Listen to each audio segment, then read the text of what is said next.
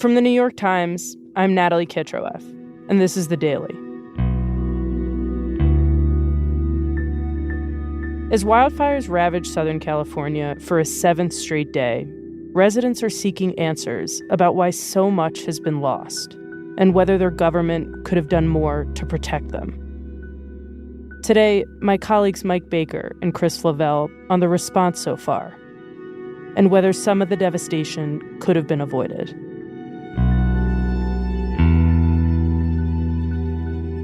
It's Tuesday, January 14th.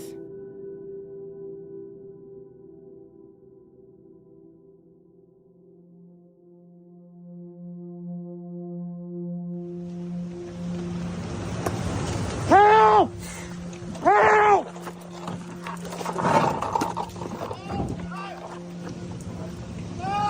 I'm right here! I need a little water! In the days since the fires started, a bleak picture has emerged of the extent of the damage they caused. My family and I just lost our home here that we grew up in. It's very, very hard. It's hard not to cry. As you can see, there's nothing left, and I've been here for about an hour and a half, and I don't want to leave. It's home. I'm like, man, how much can one guy take? People tell me to be strong. It's like, how much stronger do I have to be? These fires are on pace to be the most destructive in California's history. In the Palisades, on the west side of Los Angeles, an out-of-control fire ripped through homes and historic landmarks. Near the eastern edge of the city, entire neighborhoods in Altadena were reduced to ashes. As rescuers combed through the rubble, they found the body of a man named Victor Shaw.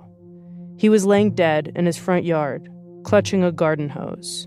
I couldn't be here to save him. I couldn't be here. That's what hurts the most.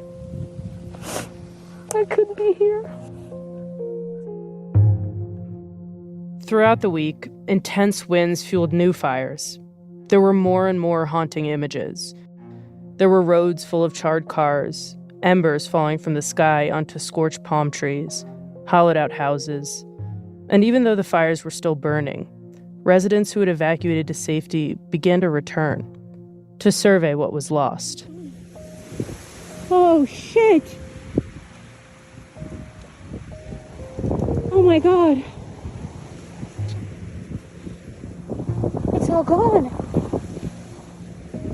Oh, my God. No. Oh, no.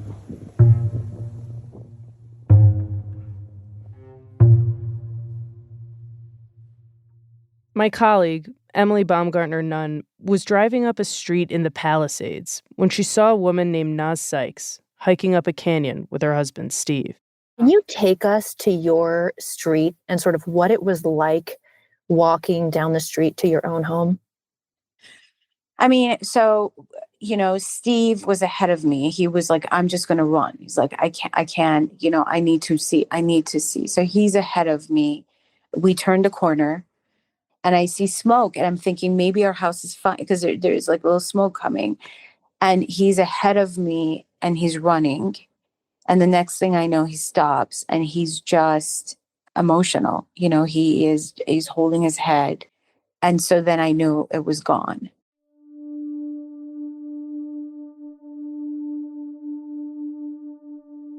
It was almost like an out-of-body experience. So many little pieces of our identity to see it in ashes. My first thought was, how am I going to explain to my children? Because I can't even understand what I'm seeing in front of me right now. How is this possible? And in such a short amount of time, I mean, literally less than 24 hours from the time that we had left, an entire town was burnt.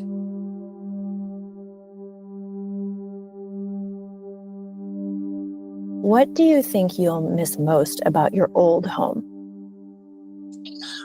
I will miss every time I opened my door and I walked in, and the way the sun would shine into the room.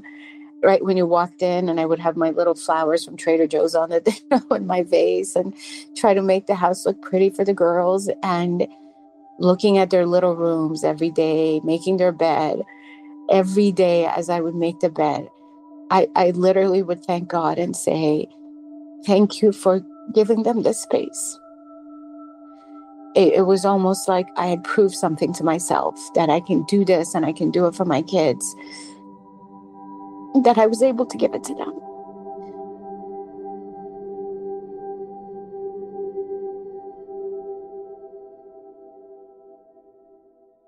Let me ask you, do you ever find yourself just wondering who could have prevented this?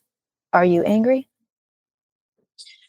You know what? I am angry. I'm angry because there was no surprise to this. They knew that this weather system is coming in. They knew that things are dry. We haven't had any rain, but it seems like nobody was proactively taking care of anything. Even the number of fire trucks, you would expect more. Or number of planes dropping water, you would expect more. And if we can't have planes, then what's the other option? Even the most basic is, do we have water? It's not the fire department's fault. It's not the police officers. They're doing what they need to do. But how can a place like Los Angeles, Pacific Palisades, the amount of money, the amount of resources, the amount of taxes that we pay, you run out of water? Definitely nobody was prepared for this. And I think that it didn't need to go to the extent that it did. I think 50% of the loss could have been prevented.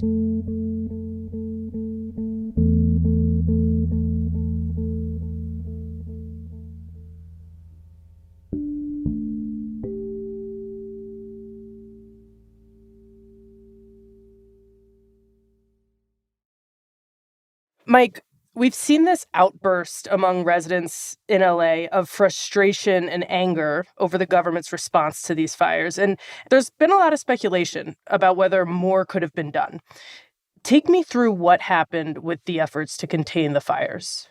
Yeah, so the day before the fire, we're starting to see forecasts from the National Weather Service of a particularly dangerous scenario, how the winds would be gusting up to potentially 100 miles an hour, where any spark could spread into a catastrophic fire. But it's also the sort of like classic fire danger scenario for Los Angeles. I mean, the city knows the situation. They know how to prepare for that kind of circumstance. And so they did. I mean, they started to refill water tanks all over the city, the sort of water tanks that are a supply for higher elevation neighborhoods. They start pre-positioning trucks in vulnerable areas. They've got firefighters deploying. They've got extra engines coming in. They're calling up people who are off duty. You know, the Forest Service is getting involved, and there's trucks and bulldozers and helicopters and airplanes all getting sort of ready in case something happens. So they're actively trying to guess, it sounds like, where the most vulnerable places are, and they're surging firefighters, water, resources to those areas. Yeah, you know, the fire department's looking at past wind events where fires, you know, normally take place, and they're looking at the forecast for the day and sort of making their own educated guess about where the best spot will be for them to place their assets. But of note, none of the extra trucks went to Pacific Palisades. At this point, do we know how the Palisades fire started? We don't. We've been spending some time the last few days up there examining satellite images, collecting images and videos from neighbors who saw the start. We have a pretty good idea exactly where it began, but even being up there, there's a lot of clues on the ground that could suggest a few different things that could have taken place. Like what, for example? In that exact area, there was a fire about a week prior, started on New Year's Day, that had been put out, but there's lingering questions of whether maybe embers deep in the ground had sort of sustained and survived from that fire and then reemerged when the winds kicked up. There's remnants of power line materials up there that don't seem to be connected to any active power lines, but were sort of there on the ground near the origin of the fire. And then It's along a trail that's a popular one for people to come climb and hike and be around. And there were people up there that day, that morning. And something they had done, purposefully or not, could have contributed to the fire starting. It sounds like there's a lot of theories, but as of now, we don't really know the origin of this thing. But once it gets going, what happens? So it's around 10:30 a.m. that the first report of fire comes in, and it's in the Palisades.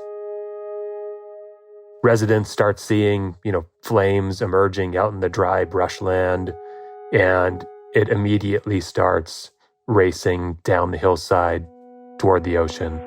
I mean, it's moving fast right from the beginning. Has fire been dispatched? We've listened to the dispatch audio from firefighters who are rushing to the scene that they can see that it's moving quickly and headed right toward the Palisades. Structure is being threatened in the next 20 minutes. You can hear one of them warning that, it could be getting towards homes within minutes. Yeah, Command 42 from Pelco, give me a second. And This thing is going to make a good run. that it looks like it's going to have a good run ahead of it. And you can tell immediately this is a pretty dire situation. And at the same time, the conditions are getting worse. The wind is picking up, smoke is choking the air, the fire's moving quickly, there's frantic evacuations that are blocking one road as the road gets clogged up. And one fire captain says he can't see more than 10 feet in front of his own rig. Wow. And as these winds keep getting worse as the day progresses, the firefighters start losing one of their key tools. They're no longer able to use those aerial assets, the helicopters and the planes that pick up water and drop it on the fire, and also, spread fire retardant to prevent the fire from spreading further.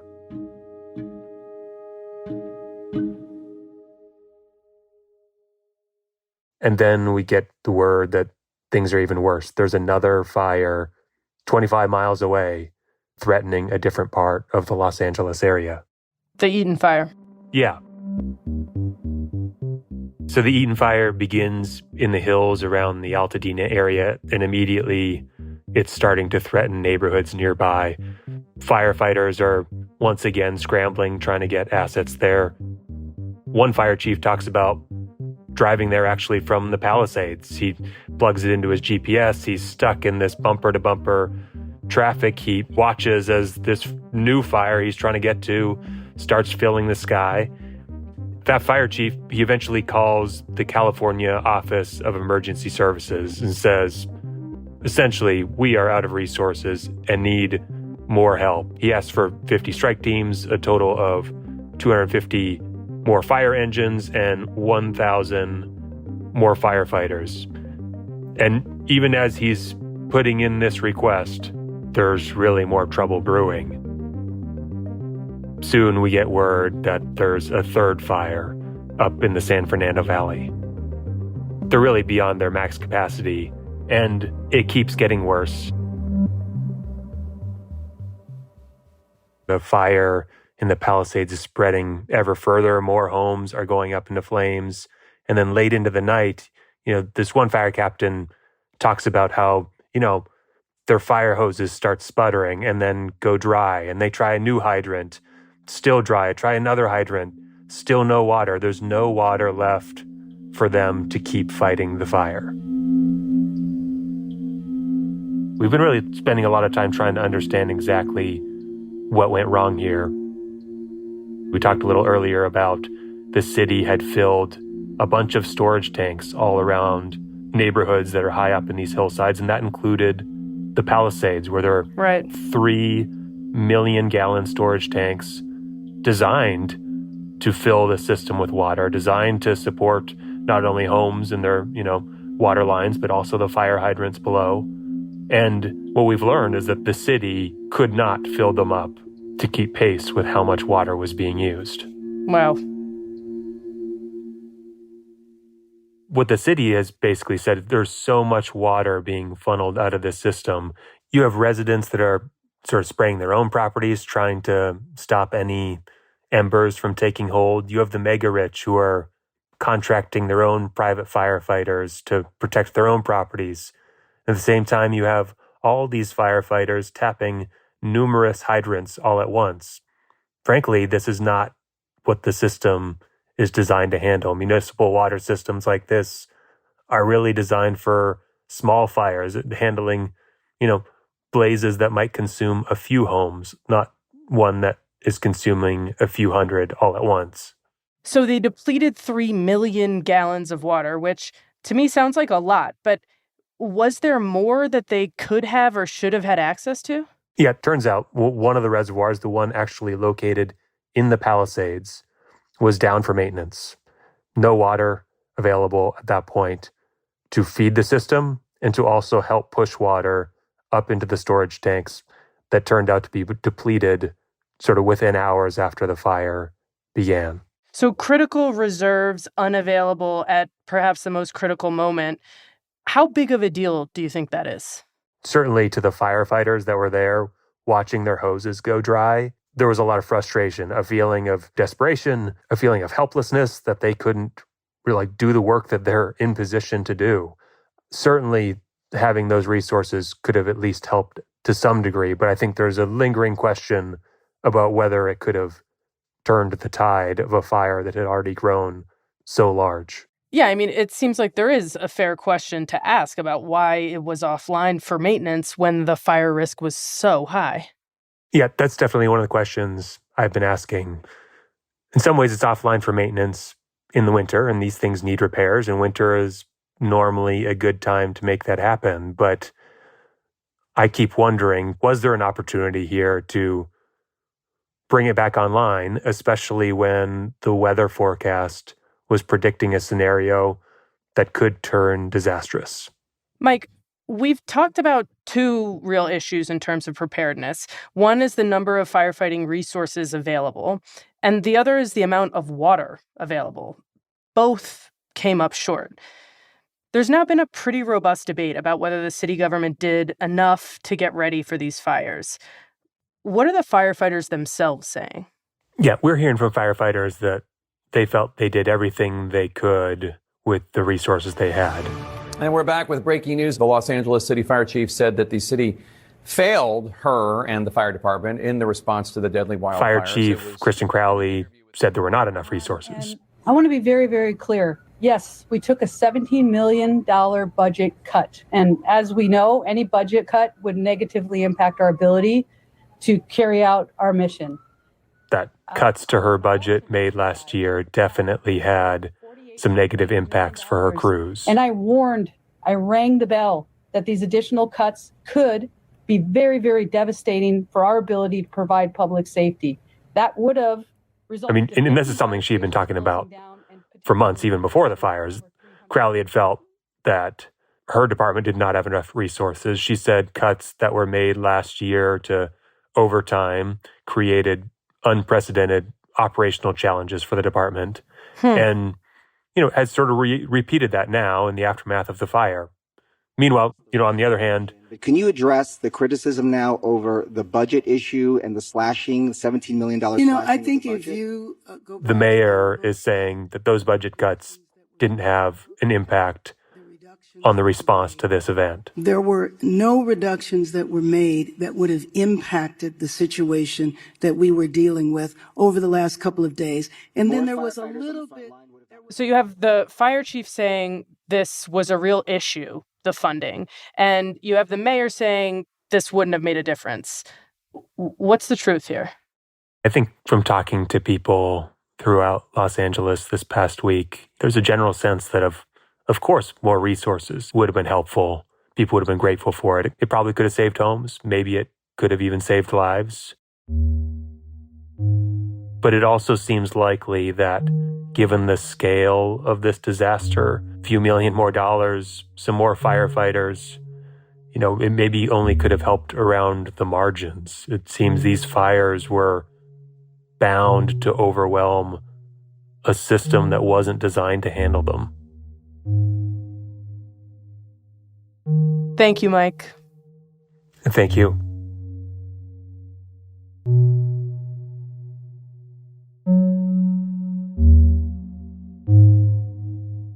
We'll be right back.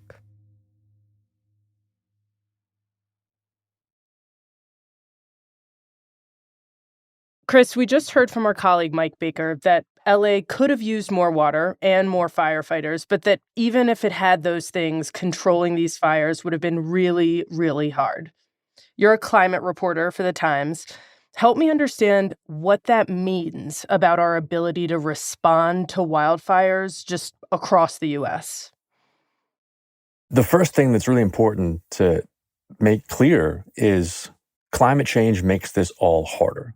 The combination of rising temperatures and longer droughts mean you've got more vegetation ready to burn. You've got hotter temperatures making it easier for that vegetation to burn. You've got even more of a challenge putting it out. This is fundamentally a climate story. But if any state is prepared for these things, it's California. They've done all the things that you'd want a state government to do to get ready for those climate risks. And still, it didn't really work. Okay, tell me why California, at least in theory, is the state that should be most prepared for fires like this. Yeah, the first thing to know about California is they've had wildfires throughout their history, including some really devastating blazes, not least the disastrous fires in 2017 and 2018. So first of all, this is a state that knows fire is a part of the landscape. But also there's this question of vulnerability. California is painfully exposed to wildfires because of the physical nature of the state. The risk in Los Angeles is high for a bunch of reasons. One is it's a desert. You get very little rainfall, so you get dry terrain that can burn easily. But also the topography, right? The hills around Los Angeles are sort of a delight. You get to live somewhere with a view. You get a wonderful breeze, which is nice in a desert. But you also get really high fire risk. Fires can move quickly up hills. It's harder for firefighters to access those homes. As we saw with the fire hydrants, harder to move water up the hills. So we're sort of now realizing that these neighborhoods in Los Angeles that seemed like wonderful places to live, like Pacific Palisades, like the Hollywood Hills, have a really high risk. And also, you've got these Santa Ana winds. The Santa Ana winds, as we've all learned to devastating effect, can push hot, dry air at huge speeds, which is catnip for fires. Then the vegetation. This vegetation is meant to burn. If you get a long drought coupled with, in our case, a huge burst of vegetation after last year's rain and snow, you get sort of the ideal conditions for wildfires that grow quickly, spread fast, and are hard to put out. Right. I mean, these are conditions that are just kind of baked into the place. It's been this way forever. We've talked about this on the show. These things make fires like this almost foreseeable. So how has California prepared given that?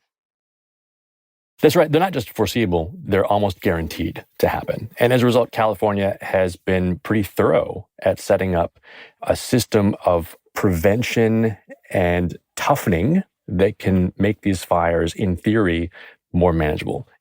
Start with their building code. And California has one of the best building codes in the country for how to build homes in fire-prone areas so that they're less likely to burn. That means using materials that are less likely to catch fire, so stucco or concrete, steel roofs, not having wood exterior, not having openings that embers can fly through to ignite the interior of the home. Those rules also include things like what you can plant and how close to your house. This idea of defensible space. Those rules say that as far away as 100 feet from the edge of your structure, you've got to manage vegetation to reduce the amount of shrubs and mulch and trees that can catch fire. Very thorough. And then beyond that, California, pulling out to the macro level, does a lot of things that other states, I'm sure, would love to do. They've got a really well-funded state agency called CAL FIRE that predicts fire activity, draws maps about where the risk is the highest, has armies of really well-trained firefighters and resources to move in when they're needed. They've got a political culture, perhaps most importantly, that is open to this idea of rules that homeowners have to abide by to reduce their risk. And then they've got money. California, one of the largest economies in the world, and the result is they've got a tax base that can fund just a huge array of measures to harden and protect communities against fires. Yeah, it sounds like California is particularly vulnerable, but it also has a bunch of things working in its favor. And yet, all of those things obviously were not enough to contain these fires. So what does that tell you, Chris? So it's exactly the right question. And it creates kind of a puzzle. If California was, in general, pretty ready, what went wrong? But at a big level, California was pretty ready. So that raises the question, well, can you be ready enough? Is it even possible to do enough as a city or a county or a state or a country to prepare communities against these fires that are getting worse because of climate change? And it's a question that, for the moment, doesn't have a good answer. It's kind of like you're asking, is the pace of climate change just faster than the pace of possible adaptation? That's bang on. One question is, how fast can you improve the protections for places like Los Angeles?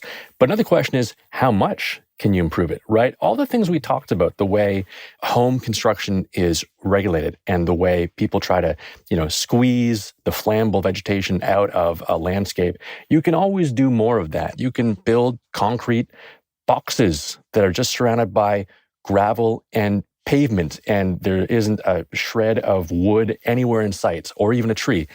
I don't know if people want to live like that, but in theory you could. You could put more space between houses so that fires have a harder time jumping from house to house. You could build bigger buffer zones between the forest and communities so that embers would have to fly an even further distance on the wind. All of those things would help, and they're all possible, but they're all hard, and they would not eliminate the risk, which, as you noted, is getting worse just about every year. You're saying the more your house can look like an isolated concrete box surrounded by rocks, the better. And even then, it wouldn't totally solve it. Yeah, and we haven't even talked about cost. Even if people were willing to stomach the loss in beauty that these kinds of changes would entail, they're not cheap. Right? If you want to replace your roof with something that is flame proof or more flame resistant with a steel roof, something like that, very expensive. Even just managing the vegetation on your property in a way that is effective is not cheap. And then there's the community and sort of public level of cost. If you apply these rules more aggressively and you have more space between homes, so fires have a hard time jumping, and you have fewer homes getting built into the forest where the risk is highest, that reduces your fire risk, but it means fewer homes. And in California right now, as we all know, the housing crisis is really severe. So the idea that you would try to combat wildfires by having fewer homes would help, but it would also make another problem even worse. So the trade-offs of trying to further squeeze the fire risk out of Los Angeles and out of California are real. Right. I mean, for affordability, to tackle, the crisis of people living on the streets, California and LA in particular needs more homes, not fewer. Yeah, it's hard to even say, what California should do, because arguably the homelessness crisis is as urgent or more urgent than the climate crisis and wildfires. There's really no good answer to these questions. What you're describing is a situation in which you are really weighing these two crises against one another. And to solve one of them, you need a pretty radical shift in this city. What are the odds, do you think, of that actually happening? And I ask this because even though the fires are still raging, we're seeing the beginning of discussions about what recovery and rebuilding will actually look like. Yeah, look, the fundamental question after any big fire in communities like this, the first question has always got to be, how will you rebuild? In fact, it's already started. Governor Newsom issued an order directing officials to look for ways to ease or suspend provisions of the building code that would make it easier to build back more quickly, but also would not be unsafe.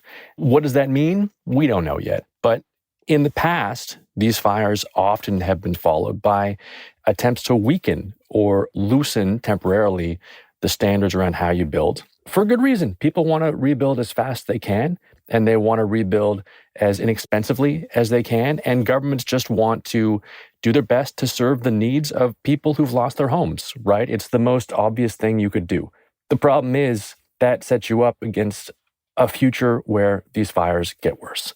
And so this is also the moment where people who study resilience and climate change will say, actually, this is a good time to tighten the standards so that when we build back homes that are more resistant to wildfires. But typically that takes longer. So historically, often those two forces are in opposition after a fire, and usually the people calling for easing the standards win out. But this time is different because the scale is bigger and because there's no longer really a debate about climate change. No one is saying that we won't have more of these fires. So the question that I'll be watching is, to what degree do state and local officials and homeowners use this time to say, this really is worth taking a moment and finding a way to build back in a tougher environment because we know the fires will get worse. Chris, part of what you're talking about, building fewer houses in the most vulnerable areas in LA, that would mean a lot of people would need to move. And I have to say, these kinds of conversations where we're talking about people relocating thanks to climate change, I've really only heard them about people who are doing that because of sea level rise and storm surge. It's something we've talked about with you on the show. This is really the first time that I've seen it come up in this way in the context of wildfire. These LA fires are folding into a bigger conversation in the US about whether some communities are just too hard to protect against climate shocks. And you're right, until now, the climate shocks that prompt that conversation have mostly been rising seas, repetitive flooding, and storm surge. But these fires might become a turning point.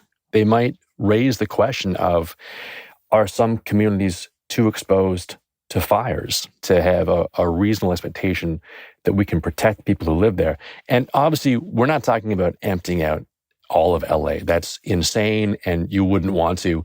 But there may be some neighborhoods around LA where, because of the topography or something else, the risk is so high, experts look at them and say, boy, we probably shouldn't have built homes there in the first place. And people might start to ask, maybe it doesn't make sense to build back there. And it's important to note, even if the changes only affected some small sliver at the edge of LA, at the edge of the forest, it would change all of LA. Those people have to live somewhere, right? So you'd really have to pair pulling back from a handful of high-risk areas with probably building more density in the downtown, in places that are easier to protect. So the transformation that would entail would be really significant for all of LA. And it's a hard conversation. There's no guarantee it's going to happen. But it's the kind of thing that I think people are more likely to start talking about because these fires were so bad. And it seems important to just say, Chris, that in this case, we're not talking about moving a relatively small coastal community from a barrier island. Here, we're talking about LA, the second largest city in America, 10 million people in a state that is just an economic engine for the whole country, has the biggest port in America. I mean, what we're envisioning is reshaping a major metropolis. And that's not just a huge investment of money, right? It's also a massive emotional investment in just a new identity. Yeah, and look, I've covered these conversations for a long time. Anytime you're talking about changing a community deliberately because of growing threats, it's really hard. You'll get many homeowners who just say, no, I want to rebuild exactly the way it was. My life has been turned upside down enough. I don't want anyone talking about maybe I should leave. But others will say, oh, what we just lived through was terrible. I'm not sure I want to do it again, right? Then there's the question of, is it even fair to put future homeowners into that situation where, as we now know, fires can emerge almost out of nowhere in January, right, that cause disastrous scale damage. Fires like this open the door to talking about maybe the change that's going to happen anyway after this fire should include some sort of calculated decisions around, are there places that you can't protect? That may be a question we need to grapple with, but it's also a really difficult thing to ask when people are in a lot of pain and just reeling from all this loss. Yeah, it's almost too hard to ask, right? But the last week of fires show that you have to at least think about it, because fires like this demand that you at least try to be honest with yourself and your neighbors and your voters about the kind of risk we're taking on when we build or rebuild in places that we know are inherently dangerous and getting more dangerous.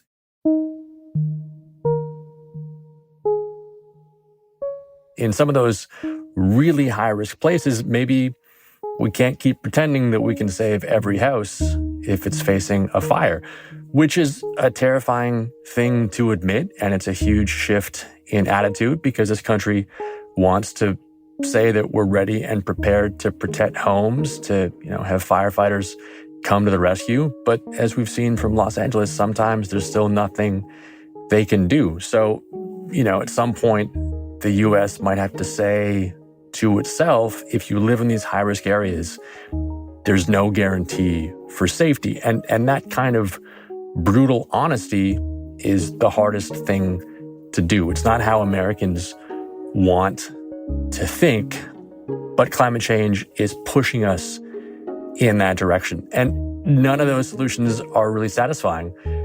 But here we are. We've got a gigantic city in a fire zone. So maybe that's the best there is.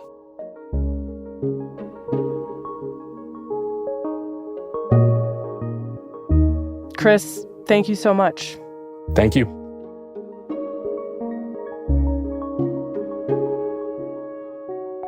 Over the weekend, firefighters slowed the progress of the Palisades and Eaton fires, which are now partly contained. But winds in Los Angeles are expected to pick back up again, prompting officials to issue a rare fire danger alert for Tuesday until Wednesday afternoon. The National Weather Service warned that the gusts could lead to, quote, explosive fire growth. At least 24 people have been killed in the fires, and officials say that the fatalities are likely to rise.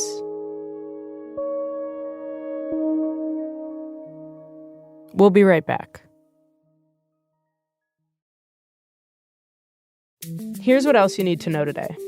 On Monday, a federal judge in Florida ruled that the Justice Department could release half of the report by the special counsel, Jack Smith, detailing the decisions he made in charging Donald Trump with plotting to overturn the 2020 election. After Trump won the 2024 election, the special counsel dropped the 2 criminal cases he brought against the president-elect.